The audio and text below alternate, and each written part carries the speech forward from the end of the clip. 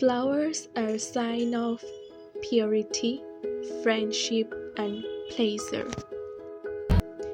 Assalamualaikum everyone, it's me Kartabsin Ratri and welcome to my new vlog. So আজকে আমি চলে এসেছি আমার নানু বাড়িতে এবং নানু বাড়িতে প্রবেশ করতেই এই সুন্দর ফুলের স্নিগ্ধতা আমাকে মুগ্ধ করলো। যাই হোক, আজকে আমি নানু বাড়িতে এসেছি মেইনলি একটা স্পেশাল প্রোগ্রামে এবং প্রোগ্রামটা হচ্ছে আমার মামার বিয়ের ভাত। যদিও বউ ভাতটা আমার মামার না, বউ ভাতটা মেইনলি আমার মামির, আমার নতুন মামির।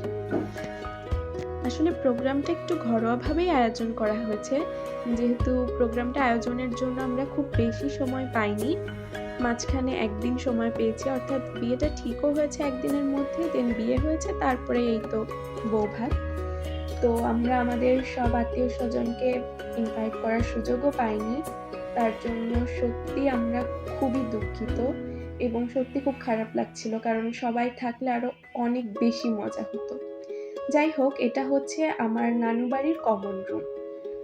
যদিও এখানে আমরা মাঝে মধ্যে খাওয়া দাওয়া করি, অর্থাৎ বাড়ির সবাই যখন আসে তখন আমরা মেইনলি এই রুমে খাওয়া দাওয়া করি। যেহেতু আমার নানা ভাইরা 7 ভাই এবং 4 বোন, তাই তাদের সবার আত্মীয় স্বজন আসলে আসলে এই 3টা ডাইনিংয়েও কভার হয় না।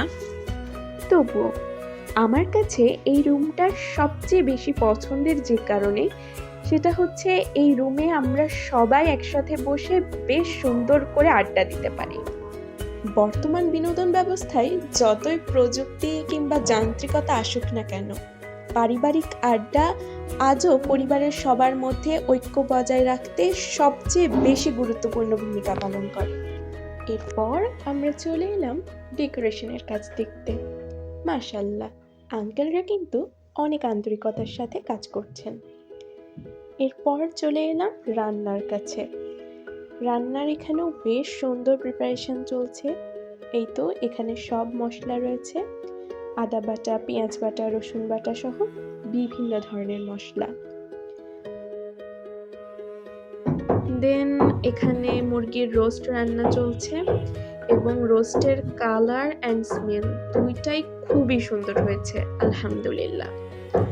তারপর এখানে মুগের ডাল রান্নার প্রিপারেশন চলছে।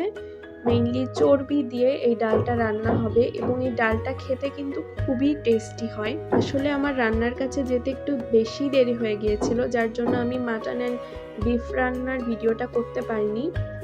তো এই তো দেখিয়ে দিলাম রান্নার লাস্ট লুকটা।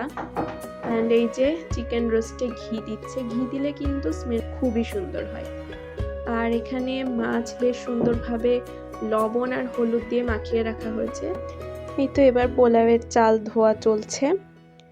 আর তারপরেই দেখছি বেশ সুন্দর করে ডালটাও ফুটছে। দেন আমি কিছুক্ষণ ক্যামেরা বন্ধ রেখেছিলাম, তারপর এই তো আবার ভিডিও করা শুরু করেছি। ডালটা প্রায় হয়ে যাওয়ার পথে, খুবই সুন্দর লাগছে আলহামদুলিল্লাহ। এই তো এখানে সালাদ মাখানো চলছে। অ্যাট লাস্ট সব রান্না শেষ। এটা হচ্ছে চর্বি দিয়ে ডাল রান্না, দেন এটা হচ্ছে মাছ রান্না, মাছ ভুনা, আর এটা হচ্ছে পোলাও, এটা হচ্ছে সাদা ভাত। তারপর আমরা চলে আসলাম মামিকে সুন্দর করে সাজাতে। যদিও আমি একদমই সাজাতে পারি না, তাই মামি নিশি মামি নুসরাত মামিকে সাজাচ্ছে। এই তো টেবিলও সাজানো শুরু হয়ে গিয়েছে, আর এখানে রয়েছে দই আর মিষ্টি। এই তো সবাই খেতে বসে গিয়েছেন। আসলে বাইরে যেখানে ডেকোরেশন করা হয়েছে সেখানে মেইনলি আমাদের কম বেশি যেসব আত্মীয় স্বজনদের ইনভাইট করা হয়েছে তারা খাচ্ছেন, আর ভেতরে খাচ্ছেন কন্যা যাত্রীরা। অ্যান্ড আমার মামা আম্মু সবাই তদারকি করছেন। আর এই তো আমাদের মামির জন্য সুন্দর করে একটা থালা সাজানো হচ্ছে। যেহেতু কম টাইমের মধ্যে সাজানো হয়েছে, তো একটু সিম্পলই রাখা হয়েছে। এরপর বিকালে সবার জন্য হালকা নাস্তার আয়োজন করা হয়েছে। এই তো সবাই বসে গল্প করছেন।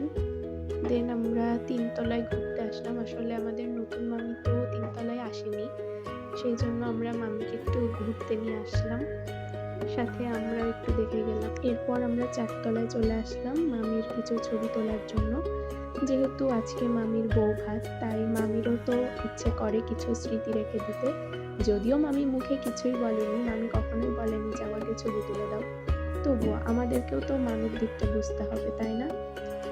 আর সত্যি কথা বলতে কি, চারতলার এই ভিউটা না আমার সত্যি খুবই পছন্দের। মনে হয় যেন আমি কোথায় বেড়াতে এসেছি, মনেই হয় না এটা একটা গ্রাম।